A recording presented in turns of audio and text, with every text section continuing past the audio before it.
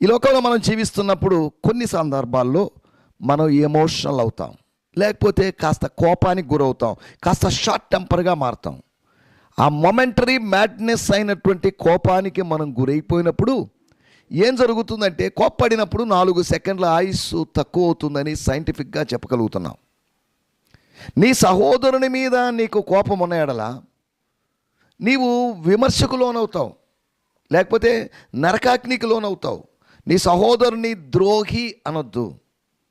వాడు ద్రోహం చేసి ఉండొచ్చు, అయినా ద్రోహి అని పిలవకుండా, అతని మీద నిందలు వేయకుండా, అతని మరణం కోరుకోకుండా, అతని మార్పు కోరుకోగలిగినట్లయితే, మన యొక్క ఇంద్రియాలను నిగ్రహించుకొని కోపము లేనివారు, కోపం వస్తుంది కానీ కోపము లేనివారుగా జీవించగలిగినట్లయితే, ఆత్మఫలమైనటువంటి దీర్ఘశాంతాన్ని కలిగి జీవించినట్లయితే మనము దేవుని రాజ్యములో ప్రవేశించగలం. వరాలు కలిగి ప్రవేశించగలమో లేదో మరి నాకు తెలియదు, కానీ ఆత్మఫలము కలిగి ఖచ్చితముగా గలతీ పత్రిక 5:22 చెప్పబడినటువంటి ఆ ఫలములను పొజెస్ చేస్తూ కలిగి ఉంటూ, వాటిని కలిగి ఆ ఫలభరితంగా, ఆత్మ ఫలభరితంగా ఉంటూ ప్రభు రాజ్యములో మనం ప్రవేశించడానికి ప్రభు మనకు సహాయము చేయనుగా.